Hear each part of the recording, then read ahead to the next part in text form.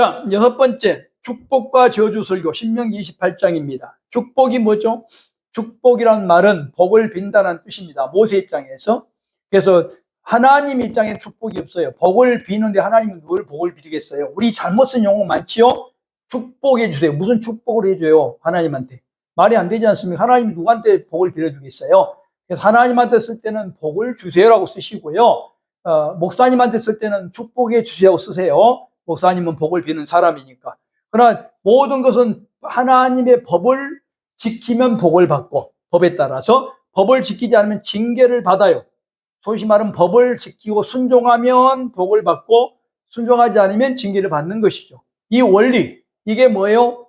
이게 신명기의 주제예요. 신명기의 전체 주제가 뭐냐면 원인과 결과가 분명하다는 거예요. 과학이란 겁니다. 다른 종교들은 뇌물을 주면, 예를 들면 복채를 주면 많은 죄를 져서도 용서를 받아요.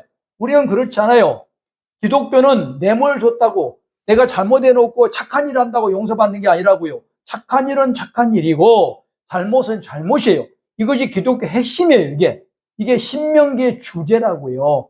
원인과 결과가 분명하다는 거죠. 지금 그 말을 지금 모세가 28장에서 하고 있다라고 보여집니다. 자, 그러니까 어떻게 되겠어요? 내가 복을 받고 싶으면 성경대로 살면 되어져요. 부모를 공경하면 세상에도 잘 됩니다. 그렇죠? 다 법에 나와 있잖아요. 이 복은 뭘 포함하냐? 가장 큰 복이 하나님과의 관계가 회복되는 거예요. 제일 큰 복이. 자, 내가 하나님 법대로 살면 행복해져요. 자, 이렇게 생각해 볼까요? 여러분들이 법대로 하면 어떻게 되죠? 편안하죠? 빨간불을 가지 않으면 편안하잖아요.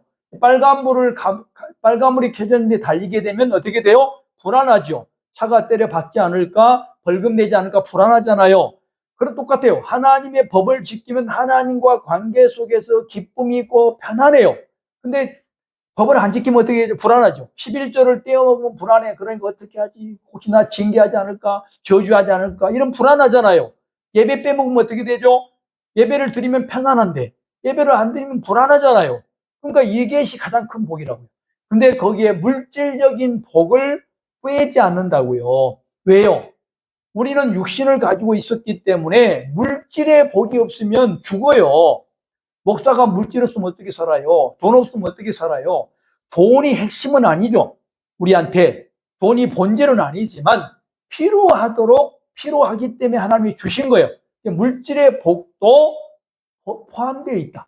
마치 구약 시대는 물질의 복을 강조하고 신약 시대는 영적 복을 강조했다. 그럼 신약 시대 사람들은 이슬만 먹고 사는 건가요? 잘못된 해석을 잘못했다고 보이지 않나요? 조직신학자라서 볼 때 그건 잘못된 해석인 거예요. 왜 지금 물질의 복을 맨날 갈구하고 돈이 없어서 헤매고 돈이 없어서 자식 등록금도 못 주고 돈이 없어서 병원도 못 가면서 이건 필요 없다. 그런 거짓말이 어디 있어요? 하나님은 물질의 복을 포함한다고요. 물질을 목적이 아니지만 필요하기 때문에 주신 거다. 그래서 법대로 살면 물질도 주신다. 그럼 목사는 물질을 많이 갖는 게 목적이 아니기 때문에 목사가 돈이 많으면 안 되죠. 돈 많은 목사가 있는 것은 부정이죠. 불법이고.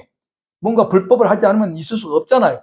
그러니까 그런 것이겠지만은 그러나 물질의 복을 포함한다는 것을 순종과 연결되어 있다. 7번에는 일곱 번째입니다. 느보산에서 모세가 죽습니다. 자, 아바림 산맥의 느보산입니다. 그 당시 산맥 모압에서 가장 높은 산이 느보산이었어요. 느보산에 올라가서 죽게 되죠. 죽게 된 이유는 여러 가지가 있지만 무리바 사건, 아까 분노해서 지도자로서의 역할, 법을 어겼어요.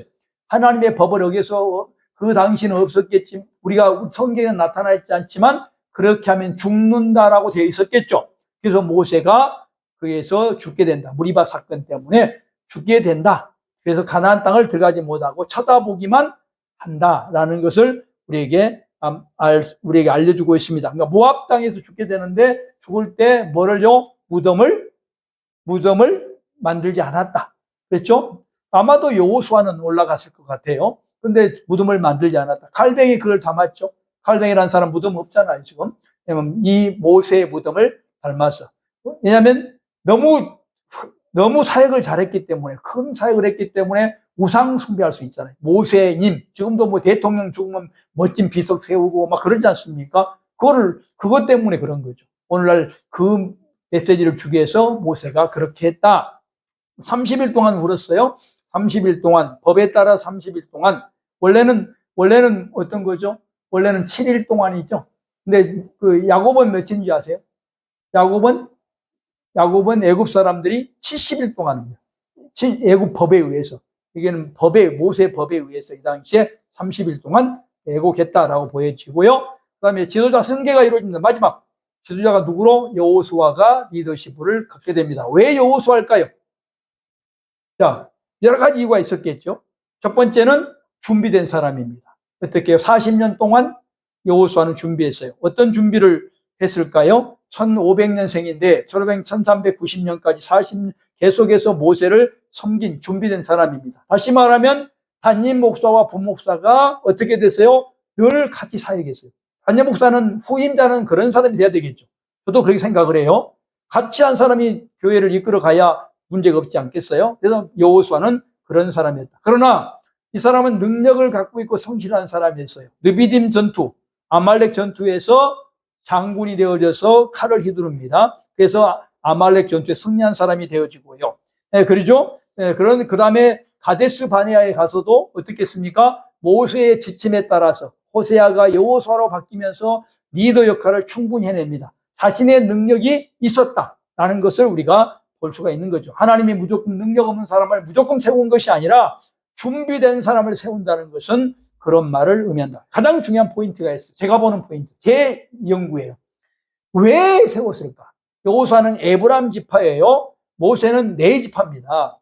자, 이스라엘을 크게 구분하면 네이 지파와 다른 지파로 구분되죠. 다른 지파는 뭐죠? 전쟁 군인입니다. 네이 지파는 뭐죠? 예배를 담당하는 사람들이죠. 자, 네이 지파의 예배를 담당하는 지파에 누가 대표예요, 지금? 모세죠. 그러니까 어떻게 돼? 저쪽에 있는 군대, 모세를 보완해 줄 수 있는 군대에 있는 사람을 하나 세워야 되겠죠. 그래서 에브라임 지파다라고 저는 그렇게 보고 있고요. 그 다음에 에브라임 지파는 특별히 요셉의 작은 아들이죠. 그런데 요셉이 기도함으로 역할을 장자로 만들죠. 장자가 차자가 되고 차자가 장자 된 적이 아니고 장자 역할을 에브라임으로 만들어요. 그래서 그 공적, 하나님 나라를 세우고 교회를 세우는데 그 공적은 끝까지 인정한다. 라는 것이 여호수아를 세운 것이다. 에브라임 지파를 세운 것이다. 이것은 언제까지 가냐? 1050년까지 가요. 1050년에 사울이 왕 될 때까지 요셉 지파가 사사 시대의 거의 많은 기간을 340년 기간 중에 상당 기간을 요셉 지파가 이끌어 가요. 이것을 모세도 인정했고 이스라엘도 인정했다. 교회를 설립한 사람을 함부로 무시하지 않았다. 공로를 인정했다. 그것이 우상이 아니고 당연한 것이라는 것을 일러주고 있다. 나라를 세운 사람을 무시하지 않았다라는 것을 우리에게 말해준다라는 것입니다.